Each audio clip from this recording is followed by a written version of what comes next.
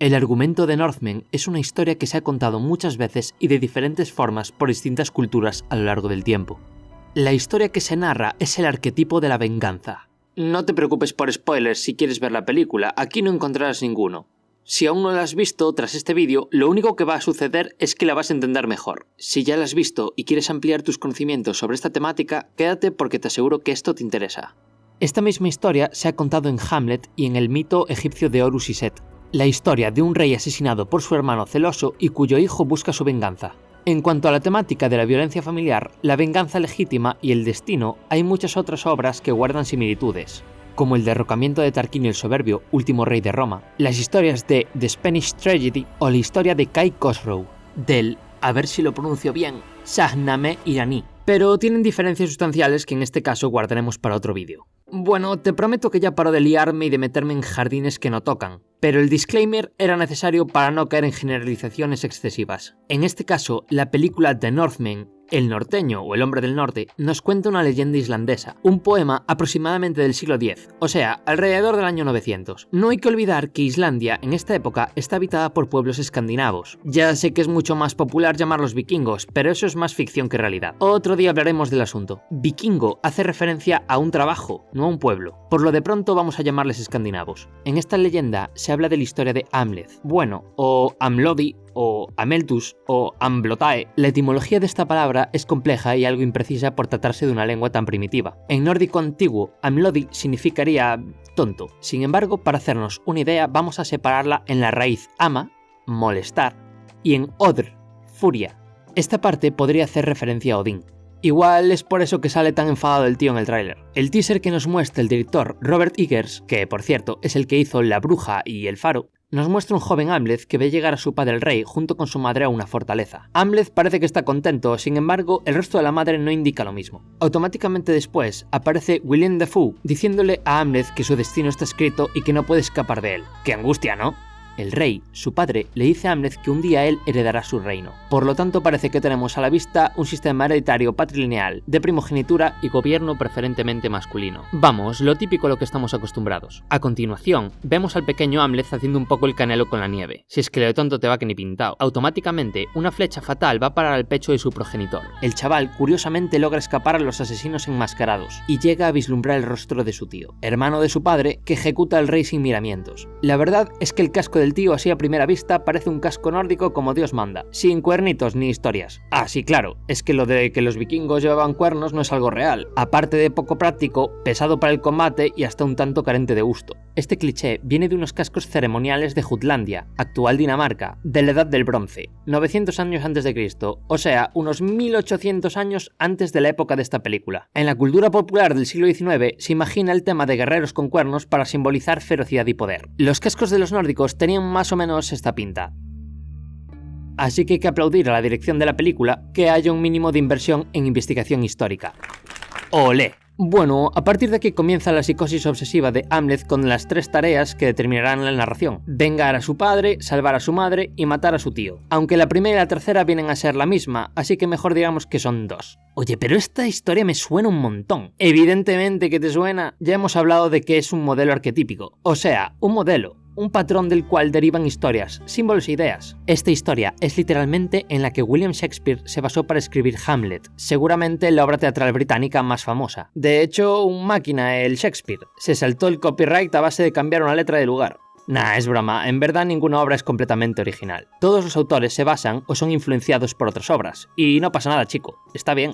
Lo que no puede hacer uno es pasarse de listo. Eso sí, aunque Shakespeare introduzca el dilema existencial del ser o no ser, o más bien tomar o no tomar acción, ideas filosóficas que compartía su contemporáneo Michel Montaigne, nada hay bueno ni malo, sino en fuerza de nuestra fantasía. Un relativismo, un dilema existencial. Si Shakespeare viviese hoy, seguro que esta adición a la historia nórdica no lo eximiría de que le cayese alguna denuncia. Pero, ¿sabes lo que sí que es original? Pues este contenido, y además es gratis. Si quieres echarme un cable para que pueda seguir haciendo esto, siéntete libre de suscribirte, y comenta si tienes alguna duda o sugerencia. Aquí cambiamos tiempo por conocimiento.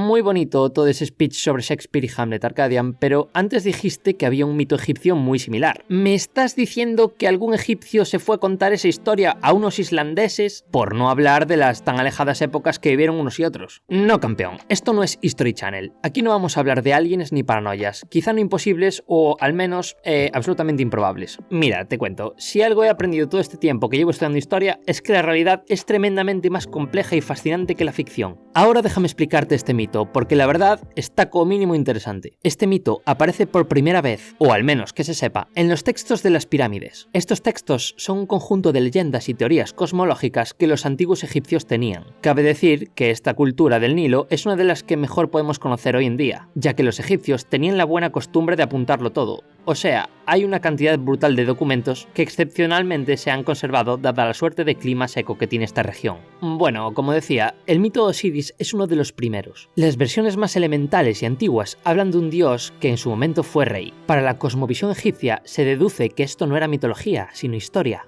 Osiris, este dios rey, representa el gobierno justo, y su hermano Seth, el caos y la violencia. Osiris está casado con Isis, diosa madre. Hablando de Isis, su culto no solo se dio en Egipto, sino que se puso súper de moda en la época romana. Igualito que la diosa Cibeles, la fuente en la que se bañan los jugadores del Real Madrid, que también es una diosa oriental adoptada por Roma. Entonces, Osiris es asesinado por Set. Sobre esto hay muchísimas versiones del cómo y del por qué, pero eso nos da igual. El caso es que lo asesina y ocupa su trono durante un tiempo. Isis huye y da a luz a su hijo Horus, quien buscará vengar a su padre y echar a su tío del trono. O sea, es la maldita misma historia que Hamlet. Oye, si quieres que te hable de alguna de estas movidas en profundidad, ya sabes dónde tienes que decírmelo. Pero bueno, volvamos al tráiler. El hecho de que se nos muestre a Ofelia con este nombre en concreto, ya nos muestra que la intención del guionista es, como por así decirlo, recrear la historia de Hamlet en su contexto original islandés, en el siglo X y en un ambiente cultural nórdico. ¡Uah! Un momento, pon otra vez. Uf. Stelios momento. His target is far away. Bueno, aquí yo no puedo opinar, la explicación de esto mejor se la dejamos a Quantum Fracture. Lo único que tengo que añadir aquí es que un pellejo de lobo no es que abriga mucho ni que proteja de armas puntiagudas ni contundentes. Eso de los berserks y toda esa pesca nacida del romanticismo literario del siglo XIX no viene mucho a cuento. O sea, a nivel cinemático está bien, no me voy a poner pedante, pero hay que decir que desde una perspectiva histórica esto es algo excesivo. Bueno, poco después de la escena bélica sale un personaje interesante. Quizá algún Aesir o deidad relacionada con la guerra, está por ver. Pero, ¿qué es eso? ¿Son brackets? Vale, te voy a hacer un par de apuntes sobre la religión escandinava que debes saber. Lo cierto es que la creencia en un dios como Odín o Thor no solo se dio en los pueblos escandinavos, o mal conocidamente como vikingos. Esta es una religión que en sustancia fue común a los pueblos germánicos. Solo se conoce por los restos arqueológicos y por la documentación que llevaron griegos y romanos, como César en su libro La Guerra de las Galias, donde describe las costumbres de los pueblos germánicos y compara su religión con la de los romanos para tratar de comprenderlas. César dice, por ejemplo: El estilo de vida germano es muy diferente. No tienen druidas para presidir asuntos relacionados con lo divino, y no tienen mucho entusiasmo por los sacrificios. Cuentan como dioses solo aquellos fenómenos que pueden percibir y por cuyo poder son claramente ayudados: el sol, el fuego y la luna. A otros no los conocen ni siquiera de oídas. Dedican toda su vida a la caza y a las actividades militares. Solo podemos conocer esta religión en base a los documentos de otras culturas, porque los pueblos germánicos eran ágrafos, o sea, que no tenían escritura, al menos como la conocían los pueblos del Mediterráneo.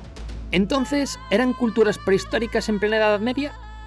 Eso lo dejamos para otro vídeo, donde te explicaré lo que es la protohistoria, así que recuerda que puedes activar la campanita y ya YouTube te va avisando. Bueno, todo esto era para que comprendieses que los dioses de los nórdicos no son única y exclusivamente suyos ni tienen dos días, sino que hay quien especula que tienen un origen indoeuropeo. La mayoría de las religiones paganas del viejo mundo tendrían un origen en esta cultura prehistórica. Sobre la historia de Hamlet hay mucho más que decir, pero dejémoslo así para que puedas verte la película tranquilamente y sin destripártela antes. Espero que hoy te acuestes un poco más sabio de lo que te levantaste y que hayas disfrutado de este contenido.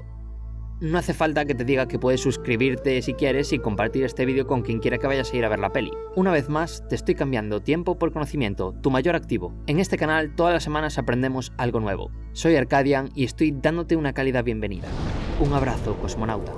Hasta que la curiosidad te traiga de nuevo.